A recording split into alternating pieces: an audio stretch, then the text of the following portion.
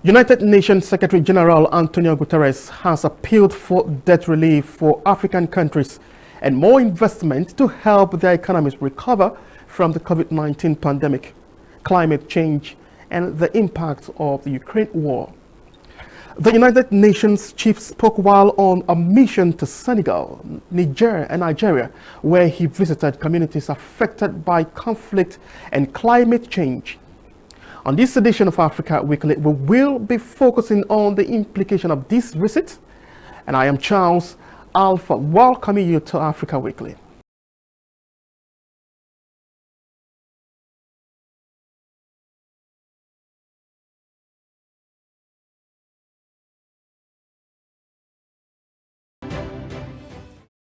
It is the first mission of the United Nations Secretary General's visit to Nigeria, and the stopover in Maiduguri, Borno State has thrown up discussions on the need for increased global attention to catering for refugees and persons displaced by conflict. Though conflict-impacted communities in part of Borno State have witnessed significant interventions from aid organizations, but the United Nations Secretary General Antonio Guterres says there is still a clear need for more assistance. COVID-19, climate change, and lack of access to resources. They also shared perspectives on the recent unconstitutional changes of government in West Africa, the importance of laying the groundwork for peaceful and democratic elections in Nigeria next year, as well as the full participation of women and young people. For President Muhammadu Buhari, the visit by the UN chief scribe to Nigeria clearly indicates that the world has not abandoned Nigeria despite the serious global attention on what he called the unfortunate situation in Ukraine. There can be no better assurance that the world is with us as we confront extremist terrorist organizations, hunger, and the enormous problems of dealing with millions of displaced people than this important visit. This visit is not therefore just a visit, but a meeting of minds and aspirations on what must be done to assist our country and the troubled sub-region. The president said terrorism remains a threat to global peace, security, and progress, with many already killed while millions had been displaced, saying, however, that the Nigerian government had started a gradual but steady process of resettlement and reintegration where citizens get encouraged to return to their farms, businesses, and other pursuits in life. The UN scribe, who was in Borno State on Tuesday, said what he saw was a departure from the pictures of hopelessness and despair painted in the media, adding that people exuded hope. The spirit of hope amidst hardship and solidarity in struggle was also at the center of my discussions with His Excellency the President today. We also discussed the other challenges that, of course, Nigeria is facing today. Nigeria was, like all African countries, victim of the unequal recovery from COVID-19. Despite the government's ambitious goal to vaccinate 40% of the population by the end of last year, only about 64% have been vaccinated so far. I called on wealthier countries and pharmaceutical companies to step up their donations and to invest in local vaccine production, supporting our fight to counter vaccine misinformation and vaccine injustice. Nigeria, he also said, is feeling the effects of a warming planet, from droughts, floods, and rising temperatures to crucial ecosystems like Lake Chad at risk of drying up and disappearing. This is a disaster in the making for all countries, including Nigeria, which is already in the danger zone of the high climate vulnerability. And developed countries must now deliver on their $100 billion climate finance commitments to developing countries.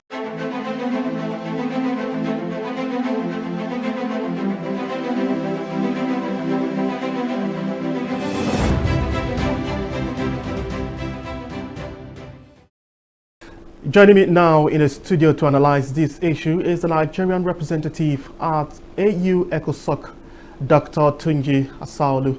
Doctor, we're pleased to have you once again on Africa Weekly. Thank you for having me once again. What does this visit mean for the continent? Yeah, thank you very much. The visit is a fundamental factor that can change a lot of things, not only in Nigeria, I think across the continent in general. I will say that the visit itself is long overdue, considering the time that the current Secretary General assumed office is 2017, which his first tenure in the office ended, I think last year, 2021. And I think early this year, January, he began the second time in office. Someone would have expected that the world leader himself would have been to Nigeria, especially where we look at the ongoing insecurity in the northeast. You know fully that for about a decade now, that's about 12 years, that we will be facing the insecurity challenges in the northeast. We would have expected that the Secretary General will have visited, but nevertheless, I think I will advise our leader to take the opportunity of the moment to place our card on the table. I will expect, number one, I will suggest that his visits to Nigeria can be used to define a lot of things. Number one, by creating the United Nations, the security forces. That Nigeria's being one of the members of the United Nations have played a huge role in this area, especially in the peacekeeping in the Sudan and what have you. The Nigerians have always been supporting of this. Of recent, the same Secretary General appointed the Major General Benjamin Olufemi as the head of missions and the first commander in the United Nations Interim Security Forces in the Northeast. Why can't we replicate such a thing here in Nigeria? I think our leader needs to also place this on the table, because having it, we're going a long way in solving the securities of the land. That is one. Number two, where we look at what is also going on in Lebanon, the employment intensive infrastructural program between the ILO and the UNDP is also creating a huge job creation in that Lebanon. And I think our leaders will also take the opportunity by replicating such issues like that here in Nigeria. What about the school that is being operated in that same Lebanon, a free school that is being operated, a very huge one, that is being managed by United Nations relief and work agencies, and I think it can also be replicated here in Nigeria. So that is what I'm saying, that our leader should take the opportunity of the moment and discuss to some extent, even in the continent as a whole. The Agenda 2063 should also be placed as a priority. I'm not saying that we should place the Agenda 2030 under the cover, but at the same time, we should also discuss the alignment between the two agendas, knowing fully that even the United Nations just left Senegal. And Senegal, you also know that currently the president of Senegal is the current chairs of the African Union. I think this should also be discussed to make sure that Africa itself is not being left behind. The General is also coming to also discuss with the relevant authority as regard to the ongoing the war between the two, Russia and Ukraine, and now it's been affected Africa. You know fully that Nigeria be the largest populations in the continent. Whatever the positions of Nigeria, the other African countries will also follow. That is what I said, that Nigeria and Africa should take the opportunity of the moment. And I'm sure that the Secretary General will also be discussing with relevant authority in this regard, because the support of Nigeria, the Nigeria positions in this regard, will also go a long way and determine how other African countries will also follow. So now, in what specific areas do you think Nigeria and West Africa facing security challenges would need United Nations intervention? The United Nations will play a long role, a very major significant role, if you can take this opportunity.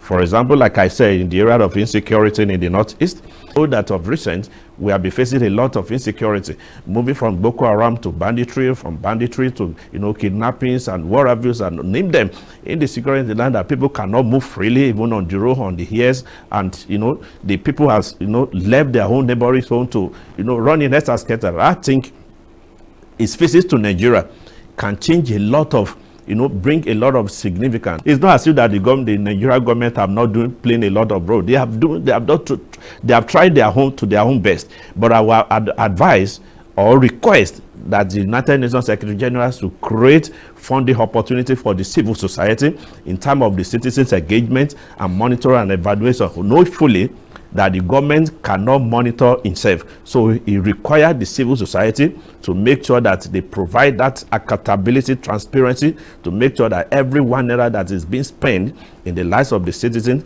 is being, is being utilized accordingly, and to also make sure that human rights is being respected. You need the role of the civil society in this regard. So the United Nations Secretary General to create that funding opportunity for the civil society for citizens engagement and monitor and evaluations for support mechanism.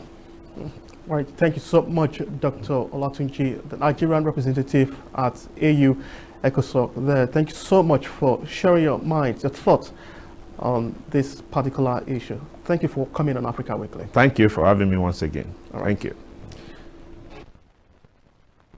At AU ECOSOC, Dr. Tunji Saulu there, discussing the visit of the United Nations Secretary General Antonio Guterres.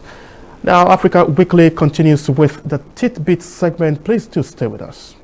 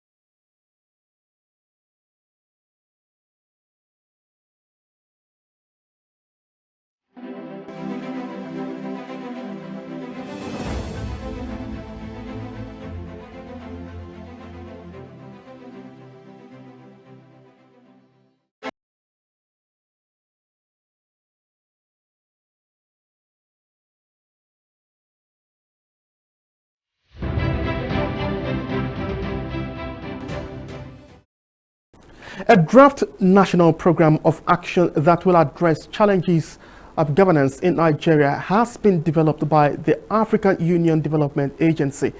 The draft will undergo further screening by a panel of eminent persons and experts before the official launch by President Muhammadu Buhari of Nigeria. Nigeria has progressed from the validation of the country's self-assessment report to drafting a national program of action under the African Peer Review Mechanism.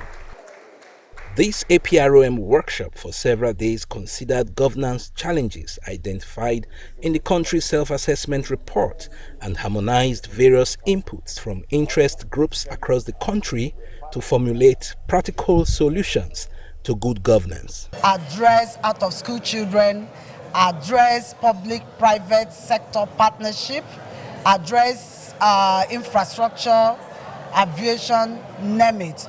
All recommendations geared towards good governance and development of our dear country. Nigerians are very, very committed for this program. And what I can say is that everybody should be involved in the implementation, because the key result of this process is the National Program of Action. The APROM National Program of Action, which will be launched by President Muhammadu Buhari in the third quarter of this year, is expected to address governance deficit in areas of political, economic, and corporate governance, as well as socio-economic development.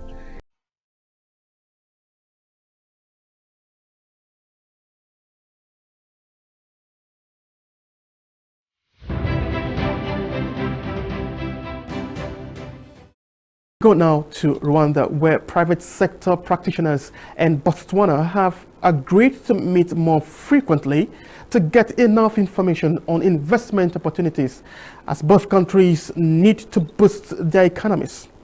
Only on the hand that the existing political will makes investment partnerships more productive. Botswana investment companies have met with some of Rwanda's private sector representatives with the aim of exchanging information on areas of investment between the two countries.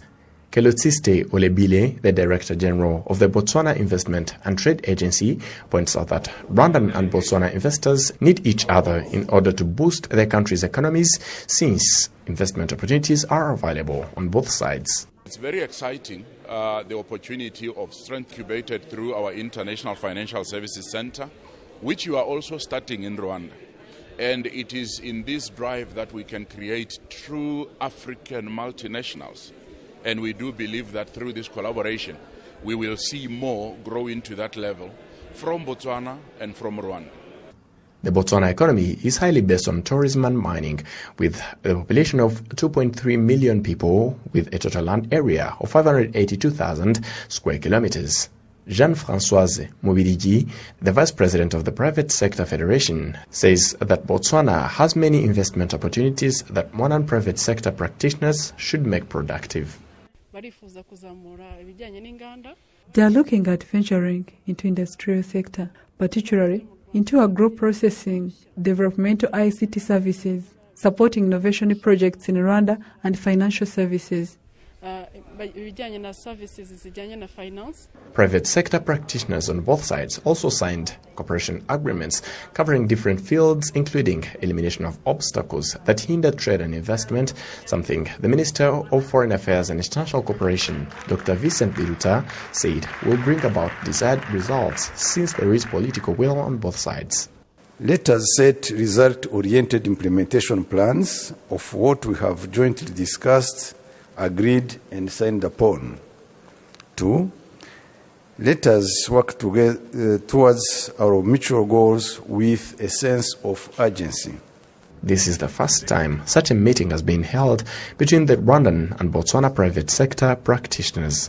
Expanding investment and trade between African countries is one of the factors that will help the continent grow and increase industrial output so as to support the implementation of the African Continental Free Trade Area agreements that looks to satisfy the population of over 1.2 billion people on the continent.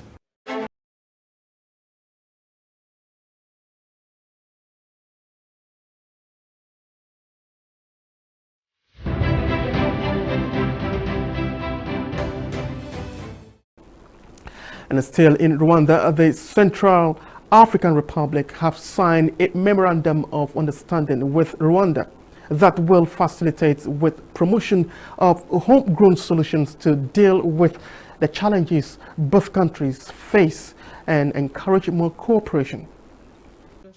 The Memorandum of Understanding covers a number of sectors and will seek to encourage both sides to look to themselves and each other when tackling important national issues.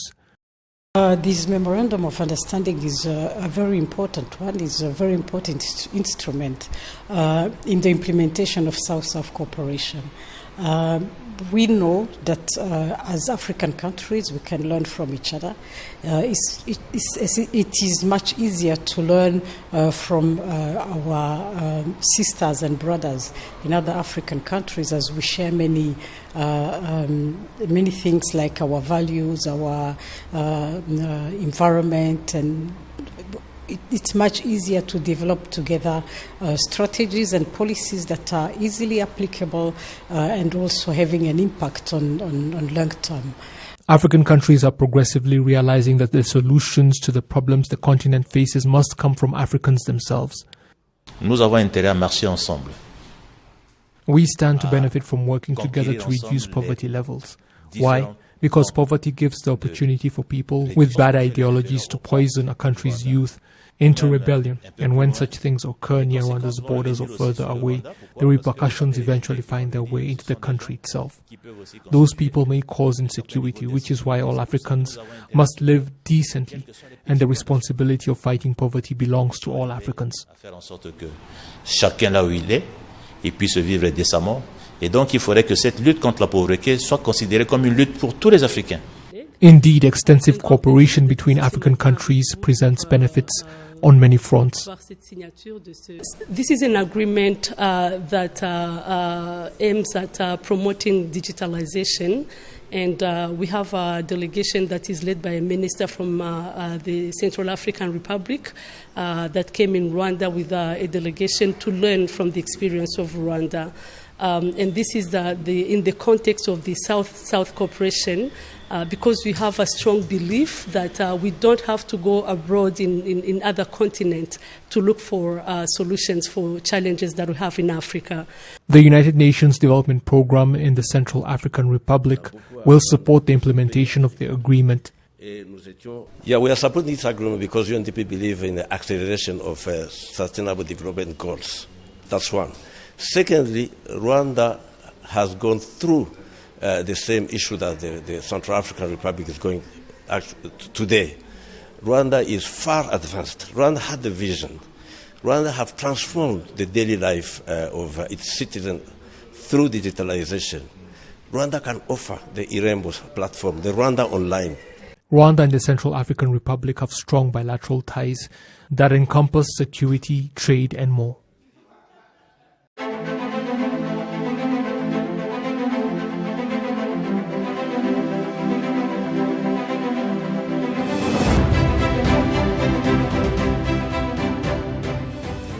That's our package this week. Thanks for being part of it. I am Charles Alpha.